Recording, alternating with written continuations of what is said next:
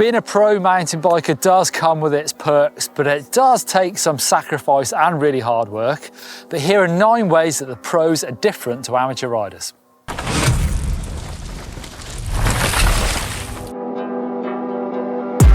Start with the best thing about being a pro rider, and that is lots of free bikes. The former pro downhill world champion, Reece Wilson, says he's got like 15 or 20 bikes in his garage. Of course, I'm sure he didn't pay for any of those.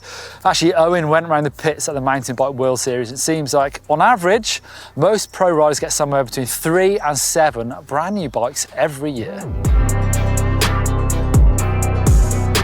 Sometimes they just have to ride. I don't know about you viewers at home, but sometimes now when I fall off my bike, I just think, it, I don't really want to ride my bike anymore. I want to go home, especially if it's a bigger crash and I feel a bit banged up. But we see this all the time, particularly with downhill racers. Nina Hoffman fought with him this year. She was already a bit banged up. She had a massive crash in practice, but it's world champs. You're there, you've got to try and do your best. Also, don't forget, someone's paying for you to be there. And yeah, sometimes you have to suck it up and crack on with the job.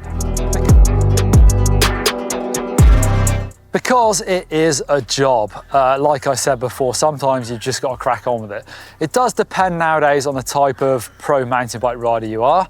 Some have to take it more seriously than others. If you're a pro racer, then often that, you are rewarded for your performance. But there are other roles nowadays, influencers, free riders, whatever you want to call them. It's actually a marketing job and you're being paid out of the marketing department's budget. So sometimes you have to turn up, promote yourself, whether that's racing or social media. On one end of the scale, you do have the super professional pro riders and racers. And on the other end of the scale, you have professional riders that actually are kind of more based around their personality. However, you do have to behave yourself, and there are plenty of stories of riders being sacked for being a little bit silly when there's actually no time off. Even when you're riding your bike at the weekends, maybe you're not at an event, at a race, you've still got to try and behave yourself sometimes. Sometimes the pros have to use parts or equipment that they don't want to. Often pro riders will actually choose the team they want to ride for because of the bike, because of the frame. They think, that's the bike I want to ride. And then actually the team goes away and sells the rest of the sponsorship, say for tyres, wheels, bars, helmets, nutrition, whatever. And then the pro doesn't get any choice on those parts. So sometimes if you're eagle-eyed, you'll see pro riders actually getting their Sharpies out and their tyres might be black or their helmets might not match the rest of the teams. Actually, back when I raced downhill, that was super popular, that pro riders all wanted to race downhill on Maxxis tyres, and often the team's sponsored by someone else, so they got the Sharpies out and marked them. But you don't always get away with it. Some teams will not let you do that. And actually, I've heard of some pro riders actually getting themselves sacked from teams from saying something about the parts or the frame or the bike that they didn't actually like out in public. It was heard and then they got the boot. Pros these days are very analytical about their riding. Downhill racers often use telemetry on their bikes, so these systems are strapped to their fork and their shock. So in training, they can see exactly what their suspension is doing, so they can set it up perfectly for the race. Also, those racers are studying the track inch by inch to try and find the fastest line. Cross-country racers are weighing their food and they're recording their performance with heart rate monitors, power meters. So they're trying to take the guesswork out of performance. And I think amateurs can learn a bit from that as well.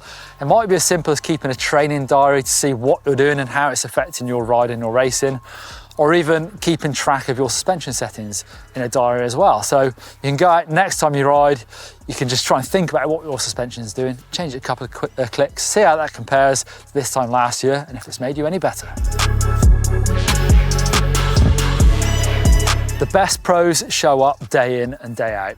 I remember when I was a pro, I heard a story about England rugby player Johnny Wilkinson showing up to training every single day, whether it was his birthday, Christmas Day, whatever. And I took inspiration from that. I used to train on the turbo trainer twice every week as well on my other rides. And if for any reason I couldn't do it, there was an emergency or whatever, I would have to make it up the day after. No compromises. You turned up, whether you felt like it or you didn't, whether you were motivated or whether you weren't. The same goes not just for training, but also for things nowadays like social media. You've got to stay on the ball because someone else will always try and take your job. They are super competitive. Of course, this one probably seems obvious, but I've seen this with a lot of the best pro riders is that they have to be super confident. And sometimes that spills over into arrogance. So you've got to try and keep a bit of a lid on it and use your proper positive mental head games in the best way. And that's how the best pros do it. Actually, some of them even have mental coaches to help them with that. These super competitive pros also need people in their corner. So often you see pro riders will have a mechanic that will also be their confidant at the weekend and help them out with getting the best out of them. If you want to see just how competitive mountain bike races are, take them to a go-kart track and see what happens. Training and nutrition, obviously this is super important as well. And it depends how you feel about this stuff. I know some amateur riders that love getting into this stuff and being on top of their training schedule. You know, getting a trainer, knowing exactly what your strengths and weaknesses are, trying to improve those, whether it's, you know, endurance or sprinting or whatever. And, you know, getting fitter does bring some positives and makes you feel good as well, but the pros have got to stay on top of that completely. And nutrition as well, you know, it depends how kind of performance-based they are. Someone like a cross-country athlete has to be super on top of that, like I say, with weigh-in food and things like that. But even pro downhill races, gone are the days of having beers the night before a race, apparently. Back in my day, we still did a bit of that, but apparently nowadays, it's all super serious, and that stuff has to wait for the off-season. It's not about the bike, well, mostly. Of course, the pro racers are still going to look to find every single advantage they can, but if you stick low at Bruni on a 500 quid trail bike and send him off down the hill, he's still going to absolutely bomb down it because he's super talented and he's worked very hard. Let me know in the comments down below if you'd love to be a pro racer and you think I've missed anything that the pros do better than us amateurs. Stick it down below and I'll have a look.